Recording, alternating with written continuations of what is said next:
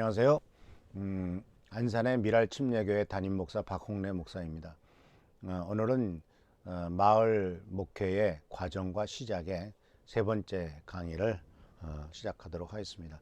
오늘 주제는 바로 뭐냐면 지금 대한민국 여러 군데서 생각하고 일어나고 있는 마을 만들기의 그 프로세스에 대해서 지금 현재 사회에서 벌어지고 있는 마을 만들기 프로세스를 같이 생각해 봄으로써 우리 교회에서 마을 목회를 실행할 때 역시 이것도 채용을 해서 같이 적용할 수 있도록 이것을 소개하는 시간을 갖도록 하겠습니다. 지난번에도 말씀드렸습니다만 마을 목회에 있어서 마을 목회 방법은 이것은 이제 마을 만들기라고 하는 우리나라 사회에서 하고 있는 것은 수다 떨기와 실행이라고 하는 큰 두 꼭지가 있는데, 이 수다 떨기와 실행이라고 하는 큰 꼭지 안에는 이제 모두가 다 5가지가 이렇게 들어가 있다는 것을 말씀드렸습니다. 수다 떨기에는 바로 대화와 관계 형성, 그리고 할 일을 발견하는 것이 들어있고, 그 위에 실행에서는 이제 다양한 것들이 다 들어있다고 말씀드렸지 않습니까? 그래서 이 부분에서 이제 지금 특히 이제 대전 사회적 경제 지원센터에서 제시하고 있는 7단계를 중심으로 해서 한눈에 보는 마을 만들기 7단계 허들이라는 것을 이제 소개함으로써 우리들이 무엇을 구체적으로 해야 될 것이냐 하는 것을 생각해 보려고 합니다. 여기는 우리 마을 목회의 방법론이 이 가운데서도 포함되어 있고, 이것은 오랜 기간 동안 도시 행정이나 또는 공동체 운동이나 마을을 어떻게 활성화시킬 것이냐 하는 것을 연구했던 교수님들과 또 활동가들이 이제 스타디를 해가지고 만들었던 단계로서 이렇게 7가지 단계를 제시하고 있는 것을 발견하게 돼요. 제가 여러 군데를 찾아봤을 때 안산 마을 만들기 지원센터나 서울 같은 지원센터나 대전이나 또는 다른 많은 지자체에서 만들어진 이런 마을 만들기에 대한 매뉴얼을 찾아보면은 그 모두가 다 거의 비슷한 과정을 제시하는 것을 발견할 수가 있었습니다. 첫 번째는 바로 이야기를 통해서 수다를 떨므로써 바로 관계를 형성한다는 것이고, 두 번째는 하고 싶은 일을 찾는 것이고, 그 다음에 이제 단계 하나하나가 나가게 되는 것을 발견하게 됩니다. 그런데 이런 부분들을 이제 하나하나 생각해 보려고 하는데, 이제 첫 번째 단계가 바로 뭐냐면은 지난번에 말씀드렸다시피 이제 첫 번째 단계는 바로 수다 떠는 것에서부터 시작하는 거죠. 바로 시작하는 것은 어디에서부터 시작하는 거냐면 바로 우리가 모여서 같이 이야기를 하는 수다 떨기부터 시작한다는 것을 우리들은 여기서 볼 수가 있어요. 그래서 여기서 첫 번째가 이제 서로 이야기를 하는 과정인데, 관계를 형성하기 위해서 관계 형성의 방법으로서 서로 모여서 이야기를 하는 것이다 라고 하는 것이 이제 이 제시된 첫 번째 방안이거든요. 근데 이 제시된 첫 번째 방안을 우리가 생각해 볼 때, 이제 여러분 화면에도 나옵니다. 파워포인트도 나오지만 수다 떨기, 듣기, 이것은 바로 할 일을 찾는 일, 섬길 일을 찾는 일, 이런 것들에 대한 얘기인데, 이게 화면에 나오는 것은 이제 우리 미랄교회 1층에 이제 전에 이사하기 전에 1층에가 카페였었는데, 이 카페에서 동네 사람들이 모여서 이제 어떤 일들을 우리가 해야 될 것이냐 하는 것을 모여서 이야기하는 거예요. 그래서 여러 번 모였습니다. 이렇게 화면에 나오는 것처럼 동네 사람들이 같이 모여서 얘기를 하고, 그리고 오른쪽 화면에 나오는 것은 바로 뭐냐면, 이분이 이제 처음에 월피동 광동마을 주민협의회 회장님이신데, 이분이 그 모였던 이야기들을 모아가지고 순서대로 이렇게 각 주제별로 여러 가지 예를 들면 문화예술, 그다음에 아동 청소년, 그다음에 주거 환경, 그다음에 복지, 이런 여러 가지 주제에 대해서 각 팀별로 모여서 이야기를 하고 난 다음에 거기에서 무엇을 해야 될 것이냐라고 하는 것에 대해서 순서대로 찾아낸 것을 발견할 수가 있어요. 근데 이것을 잘 보시면요, 이제 이것은 이제 굉장히 중요한 부분인데, 여기서 뭐가 나오냐면 도대체 무엇을 해야 될 거냐 하는 문제가 여기서 나오는 거예요. 그래서 이 무엇을 할 것이냐라고 하는 분야를 생각하기 위해서 이 안산시 마을 만들기 지원센터에서 행복마을 만들기 지원센터에서 공모 사업을 샘플을 이렇게 내놨거든요. 여기 보면 공모사업 주제별 유형 분류표라는 것이 이제 여러분 화면에 보실 수가 있을 겁니다. 여기 보면은 이것은 이제 마을 만들기 사업을 할 때 어떤 분야에다가 공모를 하라, 이러이러한 것이 샘플이다라고 이렇게 가르쳐 주는 것이죠. 여기서 잘 보시면은 아주 흥미로운 것이 바로 뭐냐면 여기에서 환경, 문화, 복지, 교육 이렇게 네 가지 정도의 큰 꼭지를 하고, 그 다음에 사업 유형에서는 공공공간 개선, 그 다음에 커뮤니티 거점 공간 만들기, 그 다음에 육아, 축제 공연 체험하기, 그 다음에 이제 마을 미디어, 마을 문화 조성, 그 다음에 어린이 노인 돌봄, 그 다음에 다문화 교육, 그 다음에 나오는 거 생태 교육, 마을 교육, 이런 식으로 나오면서 거기에 대해서 사업 유형에 대해서 5-6가지씩 쭉 이렇게 샘플을 제시하신 것을 볼 수가 있습니다. 이런 샘플은 사실 우리가 뭘 어떻게 해야 될지 모를 때 이것을 보는 것은 굉장히 유익합니다. 이것을 통해서 우리 교회가 지역 사회를 위해서 어떤 일을 할 것이냐 하는 것에 대해서 마을 사람들과 같이 이야기를 할 때 어떤 꼭지가 좋을까 하는 것에 대해서는 그래도 목사님이 기본적인 어떤 생각과 지식은 갖고 있어야 될 거 아닙니까? 그냥 막연하게 무슨 일을 할까요? 라고 하는 것보다도 어떤 일을 하려고 마음 먹었다면 그것에 대해서 어느 정도는 이런 분야 저런 분야는 내가 하고 싶다라고 동네 사람들과 같이 이끌어나가는 그 마을 목회의 방향과 동시에 마을 목회의 사업에 대한 것은 아이디어를 갖고 있어야 되는 거 아니겠습니까? 그래서 사실 이미 이 세상에서도 우리가 지금 살고 있는 사회에서도 이렇게 다양한 분야에 대해서 300만 원, 500만 원, 1000만 원, 2000만 원씩을 지원해 주면서 이런 일을 해봐라 라고 하는 것이고, 이러한 분야가 다 뭐냐면은 공모전에 낼 수 있는 분야다는 얘기죠. 이러이러한 일을 할 테니까 이렇게 공공공간을 개선해서 놀이터를 개선하겠다, 또 마을 텃밭을 만들겠다, 생태공원을 만들겠다, 우리 동네 사람들과 함께 너무 쓰레기들이 많으니까 그 쓰레기들을 어떻게 정리해서 뭐 하겠다라고 하는 아이디어를 내가지고 그 아이디어를 모아서 그러면 우리 동네를 좀 더 잘 살게 만들고 살기 좋게 만들고, 그리고 또한 계속 살고 싶은 곳으로 만들기 위해서는 어떤 것이 지금 필요할 것인가. 물론 지금 이걸 해보면요 항상 나오는 얘기는 쓰레기 문제하고 주차 문제예요. 근데 이 두 가지만 심지어 이러한 마을 공동체 얘기를 하는 사람은요 주차 문제하고 쓰레기 문제만 해결해도 대통령 될 수 있을 거다라고 할 정도로 우리나라 전반적으로 쓰레기 문제와 주차 문제는 심각한 문제거든요. 물론 쉽게 해결하기가 어렵죠. 그런데 그럼에도 불구하고 그런 것들을 어떻게 조금이라도 좋은 환경의 사회를, 좋은 환경의 주거 환경을, 또 거리를 만들 것이냐, 이런 것들도 다 프로젝트가 되고, 그것이 역시 또 환경적인 문제면서 좋은 길로 나가게 된다는 것이죠. 그래서 이 공모사업 주제별 유형 분류표를 자세하게 한번 들여다보시길 바랍니다. 그래서 이 강의를 듣고 계신 목사님들께서 도대체 어떤 일을 하면 좋겠어 라고 생각했을 때 이 분야를 자세하게 연구해 보시면은, 또 이런 것에 대해서 이제 마을 만들기 지원센터에서는, 그리고 경기도 마을 만들기 지원센터에서는 무슨 책들이 나오냐면 2016년, 17년, 18년, 19년 매년마다 마을 만들기 위해서 돈을 지원해줘서, 예산을 지원해줘서 했던 결과 보고서 책이 나와요. 언제든지 얼마든지 구할 수가 있습니다. 심지어 그 웹사이트만 찾아 들어가면 무료로 다 PDF 파일로 떠 있습니다. 그러니까 그런 것들을 자세하게 다운로드 받아가지고 자세하게 들여다보면은 이미 우리들이 하고 싶은, 그리고 우리 교회가 지역 사람들과, 또는 내가 우리 교회 사람들과 지역 사람들과 함께 하고 싶은 마을 목회의 패턴이 거기서 나온다니까요. 어떤 일들 거기 다 나와요. 그래서 목사님들, 이미 우리가 뭘 한다고 하더라도 우리가 하고 싶은 것을 이미 해서 성공한 사람들이 있습니다. 그 사람들 뒤만 따라가도 돼요. 그 사람들이 어떻게 해서 성공했느냐 하는 것을 뒤따라가면 돼요.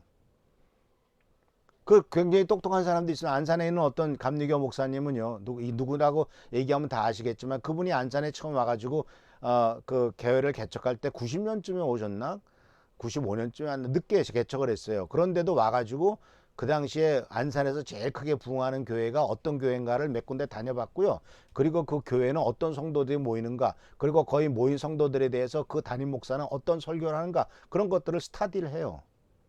그래서 안산에는 어떤 사람이 살고 있고, 안산에서 먹히는 설교는 어떤 것이고, 어떤 패턴을 하면은 성도들이 많이 오는구나, 이런 것을 배워가지고 그 뒤를 따라가가지고 안산에서도 벌써 서너 번째 되는 큰 교회로 30년, 20년, 몇 년 만에 부흥시켰지 않습니까? 이런 것들은 바로 뭐냐면 이미 먼저 잘하고 있는 사람들이 있다는 것이죠.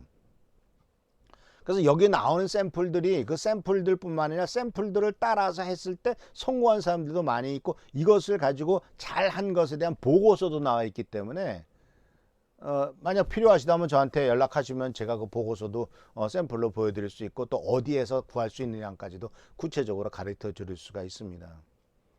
그래서 뭘 해야 될 것이냐, 어떻게 될 것이냐, 물론 순서대로 동네 사람들과 같이 의논해서 같이 연구해서 또 우리 성도들과 함께 이야기해서 어떤 부분을 통해서 우리 지역사회를 섬기기 위해 어떻게 마을 목회에서 복음을 전할 것이냐 하는 것에 대한 연구도 필요하지만, 동시에 그 다양한 분야에 대한 이러이러한 환경이나 교육이나 문화나 또는 복지나 이런 분야들에 대해서 이러이러한 일들을 할 수가 있겠구나 하는 것에 대해서 기본 상식과 기본적인 이해와 지식을 갖고서 접근하면 훨씬 더 쉽게 할 수가 있습니다.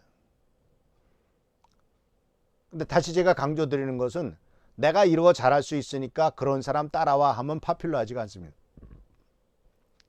사람들이 무엇을 원하느냐, 그리고 사람들을 어떻게 도와줄 거냐, 그들의 진정한 필요가 뭐냐, 그리고 그들과 어떻게 함께 할 것이냐가 중요한 것이지, 내 생각에는 이렇게 하는 게 좋겠어 라고 하면 그것은 지속성이 그렇게 길지 못합니다.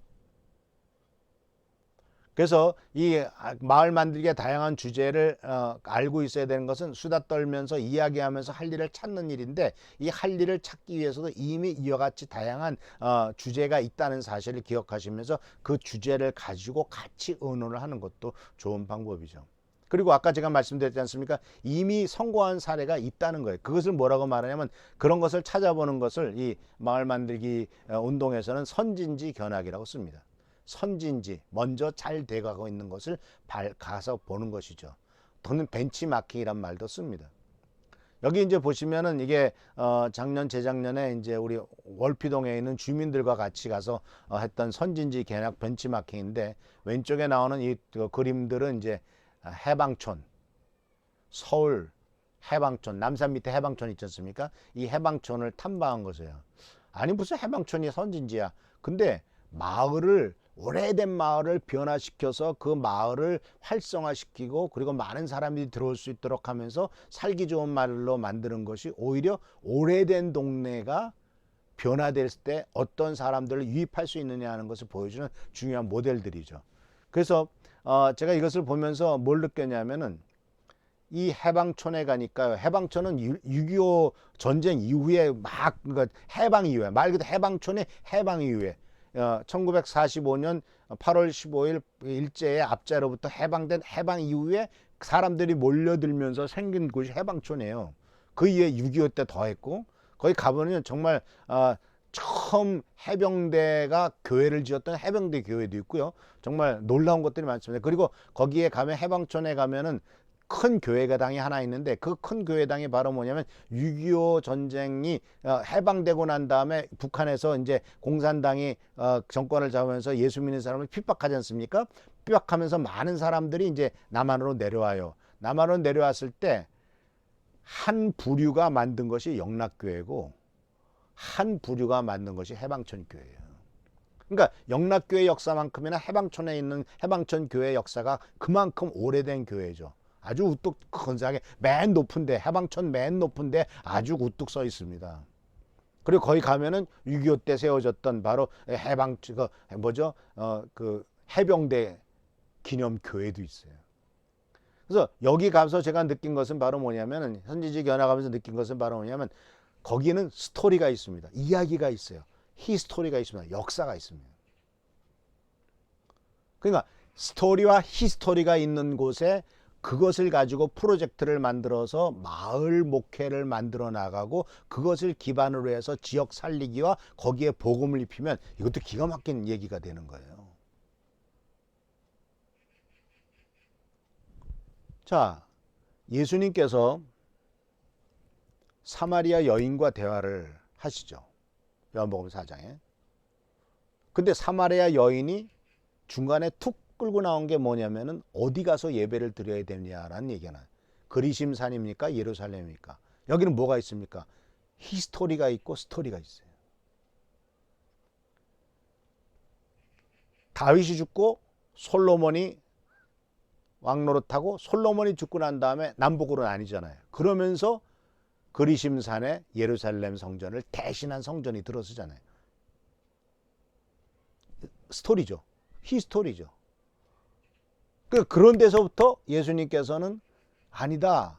그러니까 그 스토리를, 그 히스토리를 가지고 신령과 예루살렘도 아니고 저산도 아니다. 이 바로 신령과 진정으로 하나님께서는 예배드린 자를 찾는다. 그 히스토리 안에 하나님께서 원하시는 스토리를 입히는 거예요. 그러니까 그들에게 있어서 장소가 문제가 아니라 하나님이 찾는 것이 무엇이구나 하는 것을 해결을 해주면서 그들은 예수 그리스도를 영접하죠. 그래서 우리 목사님들 우리 동네 이야기도 스토리와 히스토리를 찾아보세요. 그러면서 그것을 어떻게 복음으로 입힐 것인가를 한번 생각해 보세요. 그래서 이게 첫 번째가 선진지교회의 해방촌이고 그 다음에 나오는 것은 이제 그 오른쪽은 이제 그 뭐죠? 그 호텔 델룰라? 누구예요? 아이유가 저 주인공으로 나왔던 목포예요. 이게 목포 근대문화 역사관입니다. 아주 오래된 건물이죠. 근데 이 근대문화 역사관 가면 그 뒤에 보면 방공호도 있고요. 그러니까 일제시대 때부터 있었던 건물들이죠. 이런 건물들의 이 히스토리가 있고 스토리를 입혀서 동네에 많은 사람들이 탐방하러 오는. 그래서 여기서는 뭐까지 만들어졌냐면요. 재밌는 것은 동네 해설사 협동조합이 만들어집니다. 많은 사람들이 전국에서 몰려와서 구경하려고 하니까 그 사람들을 데리고 1시간에 20만 원 달라고 그러던가요. 한 번 돌아준대. 2시간쯤 돼. 마찬가지 여기서도 돈 줬습니다. 여기에서도 그 해방촌에서도요. 그 해방촌 해설사 협동조합이 있어가지고 그들에게 부탁을 했더니 2시간 동안 한 바퀴 돌면서 설명 다 해주는데 20만 원 내야 됩니다. 그래서 기꺼이 보냈죠. 여기도 마찬가지고 목포도 마찬가지고. 그 다음에 여기는 순천. 여기도 밑에도 순천. 그러니까 이런 것들이 다 벤치마킹할 장소가 상당히 재밌어요. 이 밑에 있는 그림 엄니 욕보쇼잉 하고 이것은 이제 말 그대로 언덕바지에 많은 건물들이 들어섰는데 옛날 집들인데 그것을 어떻게 변화시켰느냐 하는 것들을 보여주는 것이죠. 이것들이 이제 이 지금 한국 사회에서 도시 재생이라든가 마을 만들기라든가 이런 것을 통해서 보여주고 있는 상당히 중요한 벤치마킹의 장소이고 사실 우리 목사님들도 이런 곳에 찾아가 볼 필요가 있어요. 자, 저 동네에서는 어떻게 마을을 새롭게 변화시켰느냐 한다면 만약 우리들이 마을 목회를 통해서 우리 마을을 변화시키고 우리 마을 목회를 통해서 예수 그리스도의 복음을 정말 잘 심어줄 수 있도록 만들려고 한다면 도대체 그렇게 하고 있는 것은 어디 있는가? 아니면 우리 목사님들께서 각 자기가 맡고 있는 마을 목회 현장을 벤치마킹의 현장으로 만들 수도 있는 거죠. 자, 그래서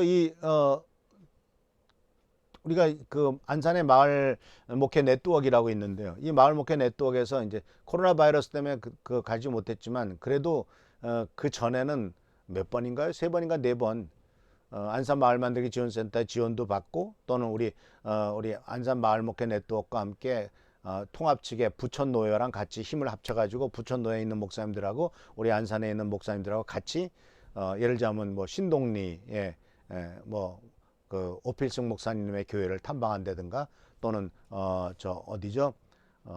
그 보령의 도시재생 현장 센터를 거기도 다 교회 목사님이 담임 목사님이 그 목사님이 저 도시재생 현장 센터장이거든요. 그런데 탐방한다든가 또는 이런 장소들을 또는 심지어 어디까지 갔었냐면 저기 목사님들이 차 그 12인승 그레이스 그 그랜드 스타렉스에다가 타가지고 저 전주도 갔었고, 그 다음에 전주 밑에 있는, 전주 옆에 있는 그 군산도 갔었고, 그런 데서 가가지고 현재 마을 목회를 잘하고 있는 곳에 탐방하기도 하고, 저기 광주 순심교회도 갔었고, 이런 일들을 많이 탐방을 했죠.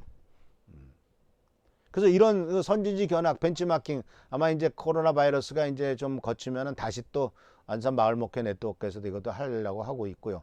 그리고 또 앞으로 여러 가지 이제 마을 목회를 어떻게 구체적으로 할 것이냐 하는 것에 대해서 이제 도움을 주고 있는 이런 지원센터 같은 것들이 만들어지거나 이런 그 네트워크가 만들어지면 그런 데서도 여러분들을 초청해 가지고 마을 목회를 잘하고 있는 현장을 탐방해서 거기서 많은 것을 배울 수도 있을 것입니다. 이게 바로 이제 선진지 견학 벤치마킹이죠. 이것은 바로 이제 이 사업 관계 형성하고 사업 주제를 발견하면 사업 주제를 발견해서 그 사업 발견한 주제를 가지고 바로 사업에 들어가기 전에 무엇부터 해야 되냐면은 바로 그렇게 내가 하고 싶은 데를 잘하고 있는 데를 같이 찾아보자는 얘기죠. 잘하고 있는 데를 같이 찾아보면서 동시에 또 한 가지 뭐를 해야 되냐면은 그것을 하기 위해서 그러니까 우리가 하고 싶은 것을 하기 위해서 마을 자원조사라는 단계가 필요해요. 이 마을 자원조사라고 하는 것은 무슨 뜻이냐면 이건 이게 두 가지 목적이 있습니다. 하나는 실제로 무엇을 할 것이냐, 어떤 문제가 있느냐라고 하는 것을 찾는 방법이기도 하고요. 또 한 가지는 어떤 자원을 활용할 것이냐 하는 것을 찾는 방법이기도 합니다. 여기 화면에 보면은 이 마을 자원조사를 하는 방법이 동네 한 바퀴라고 하는 프로그램을 만들었는데 이건 지역조사 방법론 중에서 아주 쉬우면서도 탁월하게 만들어 안산 마을 만들기 지원센터에서 만들어진 중요한 툴입니다. 그래서 이제 그 필요하시면은 이것은 이제 파워포인트로 아니죠 PDF 파일로 되어 있기 때문에 아주 보통 한 2시간 내지 3시간 정도 각 마을을 각 동네를 돌아다니면서 하는 것인데 첫 번째는 이제 어떤 방법을 하냐면 동네 한 바퀴 방법에 대한 강의를 1시간씩 합니다. 그래서 동네 한 바퀴를 할 사람들끼리 모여가지고 이제 구역을 정하고 이제 컨셉을 정해요. 왜냐하면요, 왜 그 구역은 이제 다 볼 수 없잖아요. 그러니까 20명쯤 모였다 그러면 5명씩 또는 4명씩 5그룹 이렇게 해가지고 여기 구역을 다 정해서 이제 1시간 동안 돌아다니는 거죠. 그래서 동네 한 바퀴를 해서 뭘 찾냐면 이제 개선할 점, 보존할 점 또는 사진 찍기, 주민 인터뷰 이런 것들을 하는 거죠. 그리고 이제 그렇게 해가지고 끝나고 난 다음에 이 사람들의 각 사진 찍은 것이라든가 이런 것들을 다 모아가지고 뭐 하냐면은 이제 그 다시 돌아와서 지도를 펴놓고 만들어진 내가 동선을 그려놓고 거기에다가 동네 한 바퀴 했던 것을 정리하는데 이제 사진을 정리하고 주민 인터뷰한 내용들을 정리해가지고 이런 도표를 만들어서 이제 서로 보고하면은 주요 아젠다와 키워드가 발표하면서 이제 무엇을 해야 된다는 중요한 키워드가 도출되죠. 그 만났던 사람들을 통해서 이야기를 통해서 이제 우리 동네 뭐가 좋으냐, 어떤 일이 문제가 있냐는 것을 발견하기도 하고 그러니까 전에 이제 제가 이 프로젝트를 가지고 부천에 있는 그 부천 약대동에 이제 우리 이원돈 목사님 교회 가가지고 목사님들하고 한 바퀴 돌았거든요. 근데 참 이렇게 한번 동네 사람들하고 인터뷰하고 한번 저렇게 이 동네 한 바퀴 해봅시다 그랬더니 첫 번째 반응이 참 우리 약점이죠. 어떻게 지나가는 사람 붙잡고 얘기를 걸어요? 그런 얘기를 하더라고요. 어떻게 아무나 붙잡고 인터뷰하자고 하나요? 그래서 왜 못합니까? 그래서 해보시라고 그랬어요. 그리고 지나가는 사람 붙잡고 힘들면 시장 안에서 일하는 시장 안에 그 호떡집 아줌마 붙잡고도 일해보라고 얘기해보라고. 근데 마침 그 시장 앞에 호떡집이 하나 있더라고요. 얘기를 해보니까 술술술 얘기 나와요. 호떡집이니까 호떡 10개 사주고 1,000원짜리 10개 사주고 먹으면서 이 동네 몇 년 되셨습니까? 이 동네 문제가 뭡니까? 뭐가 좋으십니까? 그러니까 옆에 몇 사람이 호떡 먹으러 앉아 있었어요. 그 사람들 얘기하다 한 사람은 이 동네가 벌써 30년 내가 살고 있다고 뭐가 좋다고 그랬더니 뭐가 좋아서 이렇게 살고 있다고 그랬더니 옆에 사람이 그게 뭐 좋다고 이러면서 또 서로 아는 사이니까 이제 서로 티격태격 하는. 근데 인터뷰를 하면서 그런 것들이 굉장히 중요한 정보거든요. 이 동네에 왜 사람들이 좋아해서 사는구나. 그렇다면 저 사람은 왜 좋아하고 저 사람은 왜 싫어하는구나. 그런 것들을 조사해서 다 적어놓으면 이것이 이 동네에서 개선해야 될 문제면서 또는 보존해야 될 것이고 어떤 것이 문제가 라는 것을 다 파악하게 되는 거죠. 처음에는 어떻게 아무나 붙잡고 인터뷰를 합니까? 아무나 붙잡고 얘기를 합니까? 라고 하던 사람들이 한 바퀴 돌고 와가지고는 흥분했어요. 그래서 제가 그런 때 팁을 좀 가르쳐 드렸죠. 뭘 가르쳐 줬냐면은 간단한 팁이에요. 지금 지역사회를 발전시키기 위해서 현황 조사를 하고 있습니다. 이 지역사회 지금 현재 문제점이 뭡니까? 주민님께서는 어떤 점을 바꿨으면 좋겠다고 생각합니까? 근데 한 바퀴 돌아보니까 참 좋은 게요. 아, 여기는 나중에 마을 축제 할 만큼 큰 공간이 있구나. 아, 여기는 저것을 한평 공원으로 만들어도 참 좋겠구나. 저기 쓰레기 있는 거 치우고 거기다 벤치와 의자를 좀 놓으면은 사람들이 참 편히 쉴 수 있을 텐데. 이런 것들이 다 나온단 말이죠. 근데 그것이 하나가 뭐예요? 그것 하나가 동네를 섬기는 프로젝트가 된다니까요. 그리고 그걸 어떻게 해요? 이러이러한 일을 할 테니까 연초에 마을만들기 지원센터에다가 공모를 내는 거죠. 우리 동네에 이런 문제가 있어서 이런 일을 할 테니까 그것을 할 테니까 지원을 해 주십시오. 그러면 심사해가지고 아 이거 좋은 멋진 프로그램이다. 그럼 500만 원, 1000만 원을 지원해서 우리들은 그것을 잘 멋있게 만들어서 지역 사람들한테 그것을 보여주면 자기네들이 생각하지도 못했던 한평 공원이 만들어지고 자기네들이 생각하지도 못했던 멋진 거리가 만들어졌을 때 아 이거 교회에서 어떤 사람들과 같이 만든 거야. 그거 끝나고 난 다음에는 그러니까 기공식 또는 뭐 준공식 같은 거를 동네 동장이나 국회의원이나 시의회나 도의원 다 불러 모으고 시 직원들 불러 모아 가지고 아주 멋지게 하면서 그 팀에서 만들어가면 교회도 알려지는 것이고 복음도 전파되는 것이고 좋은 방법이 아니겠습니까? 그래서 이 마을 자원 조사라고 하는 동네 한 바퀴는 쉽지만은 굉장히 좋은 프로그램이에요. 그래서 제가 사는 동네는 제가 5번, 6번 했습니다. 왜 그렇게 많이 하냐? 봄, 여름, 가을, 겨울이 다 달라요. 그리고 아침, 저녁으로 나오는 사람들이 달라요. 그 때문에 얘기할 수 있는 사람들이 달라요. 그리고 얘기하다 보면요, 내가 생각하지 못했던, 나는 별거 아니라고 생각하는데 다른 사람은 그걸 긍정적으로 생각하는 사람이 있고 어떤 분은 부정적으로 생각하는 사람이 있고 아주 다양한 사람들이 있단 말이죠. 그래서 마을 자원 조사의 동네 한 바퀴를 통해서 그래서 또 좋은 점은 또 뭐가 있냐면요, 삶의 현장을 이해하게 돼요. 우리 교회가 있는 지역의 특징이 뭐다.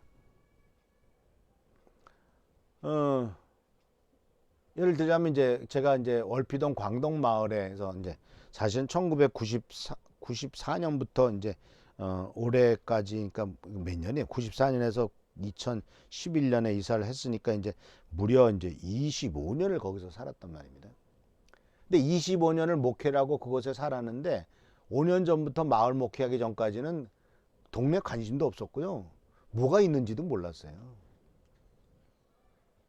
동네 사람들도 우리 교회 성도들은 또 여러 군데서 몰려왔기 때문에 동네 사람들이 별로 없었어요. 그러니까 동네도 관심 없고 동네도 우리 교회 관심 없고 우리 교회도 동네 관심 없고 그러니까 동네 교회도 아니에요.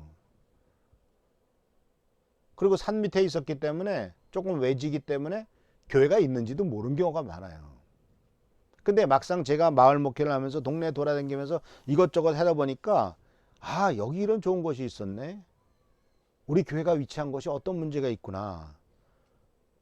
그러니까 이 목회 현장, 교회가 위치한 현장을 이해하게 되고 거기에서 그 현장을 이해함으로써 아 뭐가 문제점이다 하는 것을 파악하게 되죠. 그래서 이런 것을 통해서 우리가 뭘 하게 되냐면 흔히 말하는 경영에서 말하는 스왓 분석을 하게 되는 거죠. SWOT 아시죠? 강점, 그다음에 약점, 기회, 위험 요소 이런 SWOT 분석을 해서 우리 이 마을뿐만 아니라 우리 교회가 이 마을 자원 종사를 하면서 마을 자원 조사를 하면서 동네 한 바퀴 하면서 이런 것들을 어떤 면이 강점이다. 초등학교가 있다. 이건 강점입니다. 약점은 좀 외진돼 있다. 약점이죠. 위험 요소 약점이기 때문에 위험 요소가 돼. 사람들이 별로 안 다닌다. 이거 그렇죠. 그다음에 그 긍정적인 요소는 또 뭡니까? 기회는 뭡니까? 초등학교가 있고 지역아동센터가 있기 때문에 교회학교, 그러니까 초중고등학생을 대상으로 하는 프로젝트를 할 수 있다. 이런 것이 강점이고 또한 기회죠.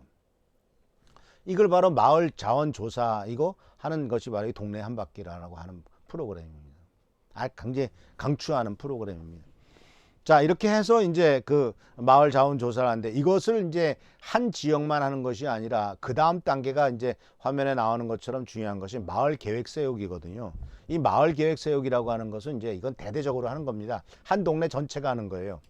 우리 월피동에서 마을 계획 세우기를 하면서 18년, 19년 2017, 18, 19, 3년 동안 계속해서 마을 계획을 세웠습니다. 그러면서 뭐냐면은 2017년에 그 2018년이고 2018년에 어떤 필요가 있다 하는 것이 나왔고 2019년에는 뭐가 나왔고 2020년 뭐가 나왔거든요.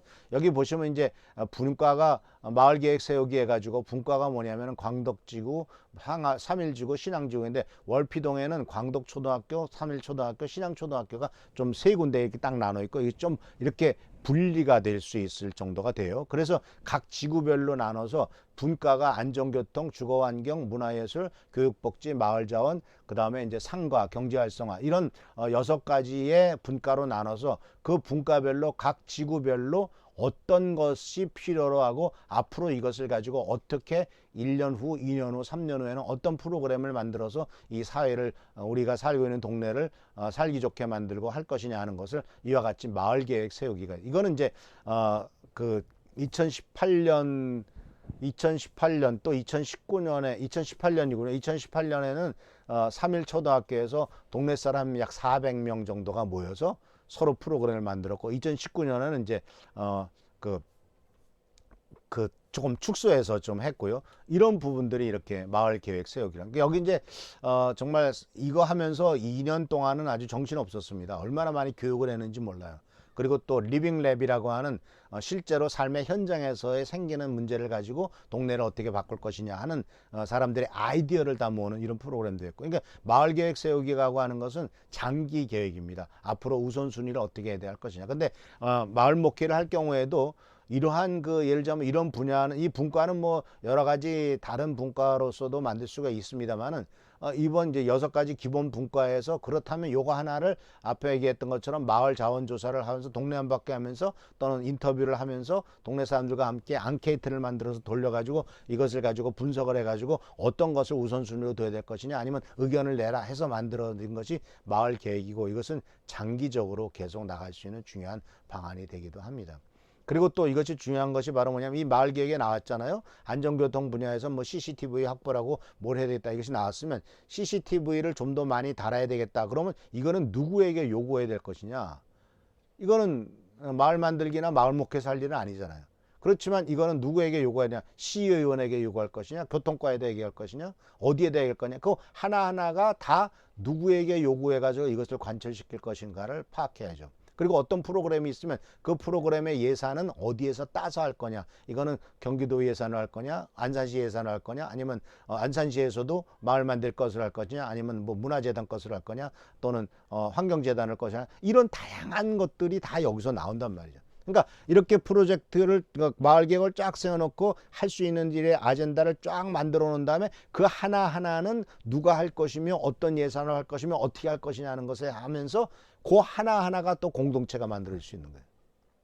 어떤 사람은 아주 꽃에 미친 사람도 있어요. 어떤 사람은 환경적인 데 미친 사람, 어떤 사람은 어린이에게 미친 사람이 있어요. 그러니까 그런 사람들끼리 모여가지고 자녀들을 위해서 하는 프로젝트라면 그런 공동체가 하나 만들어지는 것이고 이것이 바로 교회 성도들과 같이 움직일 때 아주 멋진 공동체들이 많이 만들어지면 이것이 지난번에 얘기했던 것처럼 그러한 일반적인 공동체를 차근차근 신앙 공동체로 끌고 가고 제자 훈련시키면서 이렇게 나가는 거예요. 우리는 궁극적으로 그런 방향으로 나가는 것이지만 어쨌든 이렇게 같은 목적과 의미를 가지고 아젠다를 가지고 만들어가는 이런 프로젝트를 만들어내는 것 그러면서 공동체가 만들어지는 것이죠.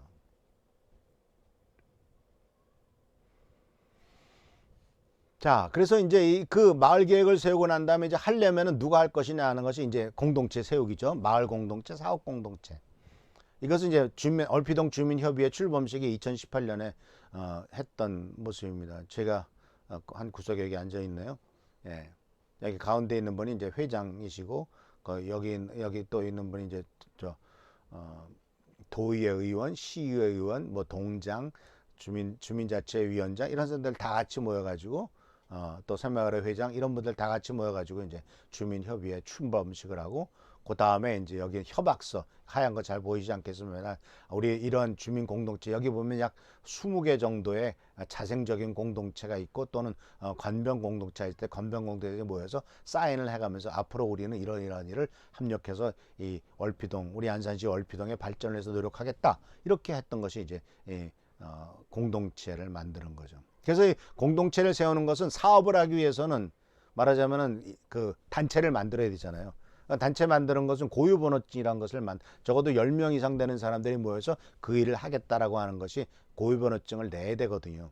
고유번호증을 내야 되는 이유가 바로 뭐냐면 이건 개인 사업이 아니고 단체 사업이란 것을 가르쳐 주는 것이고 고유번호증이 있으면은 그 이름으로 통장을 만들 수가 있고 또 은행에서 인터넷 뱅킹을 다 가능하고 이제 체크카드까지 다 만들 수 있거든요. 신용카드는 안 해줍니다. 그런데 이렇게 함으로써 이제 말하자면 일종의 그 법인은 아니지만 법적인 자격을 갖추는 중요한 단체가 되는 거죠. 그래서 이 그 꼭 지금 요구하는 것이 그 공동체 이름을 가진 공동체를 세우라는. 그래서 우리 교회 공동체가 바로 겨자씨 커뮤니티라고 말씀드렸지 않습니까? 미랄교회 주민 공동체가 겨자씨 커뮤니티고, 왜 겨자씨 커뮤니티라고 하면 사람들이 물어봐요. 도대체 겨자씨가 뭐예요? 그때 이제 설명하면서 복음에 대한 설명도 할 수가 있는 거죠. 그래서 공동체를 세워서 이제 우리가 생각했던 그리고 그 프로그램을 가지고 아까 말씀드렸던 다양한 주제에 대한 내용을 가지고 이제 실제로 사업을 해 가는 거죠. 자, 그래서 마을 공동체 사업을 이제 간략하게 전체적으로 소개를 한다면 이제 살기 좋은 마을 공동체 회복, 이것이 사실 목표입니다. 마을 공동체 사업. 그래서 누가 하느냐? 주민 스스로가 한다. 시에서 하는 것이 아니라 주체는 주민 스스로다. 그러니까 여기 주체에 바로 교회와 주민들이 같이 들어가야 되겠죠. 그 다음에서 이제 여기에는 이제 내용이 나오고 보면은 이제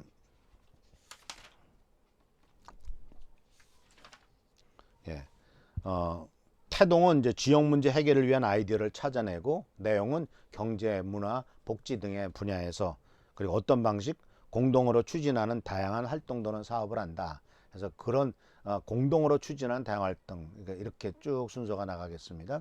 그 다음에 이제 이것에 대한 설명은 주민 생활과 직결된 공동의 문제를 주민 스스로 해결해 나감으로써 주민의 삶의 질을 높이는 종합적인 활동이다. 그리고 이것은 결국 사회적 경제와 연관성을, 관계성을 갖게 된다. 해서 샘플로 보면 마을 카페를 한다, 공동육아를 한다, 마을 생협을 세운다, 마을 기업을 세운다, 마을 미디어를 한다, 마을 축제를 한다. 이렇게 해서 함께 모여서 함께 기르고 함께 먹거리 찾아보고 함께 일거리 마련하고 함께 소식 나누고 함께 즐기는, 모두가 다 함께해서 이런 다양한 것들을 하는데, 마을 사업을 제안하고 계획을 수립하고 실행하고 사업관리 등 사업의 전 과정을 관이 아니라 주민 주도로 실행하는데, 이제 마을 목회를 한다면 그 교회와 지역사회의 사람들과 함께 주도적으로 이런 모든 것들을 진행해 나가야 된다는 거죠.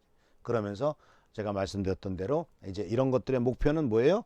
이런 것들의 목표는 차근차근 공동체를 세워서 그 공동체가 신앙 공동체로 나가도록 해야 된다는 거죠.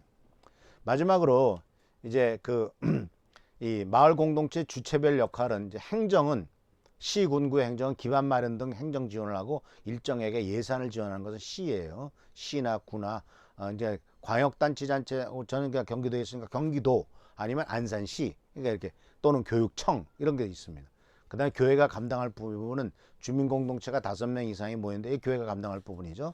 마을 사업을 발굴하고 사업 지원을 신청하고, 그다음에 사업 계획을 수립하고 사업을 추진하고 교회의 자원, 인적, 물적, 공간적 자원을 활용하는 것, 이것이 교회가 감당할 부분이고, 마을 종합지원센터가 있습니다. 경기도는 마을지원센터, 안산시는 마을만들기 지원센터, 이런 센터들에게서 이제 실제로는 관에서 접수를 하는 것이 아니라 이런 데서 사업 지원을 신청 접수 받아가지고 이제 여기서 컨설팅을 해주기도 하고, 그래서 결국은 이렇게 통해서 이제 우리들 그 단체에게 예산을 배분해가지고 우리가 이런 일을 감당할 수가 있게 되는 거죠.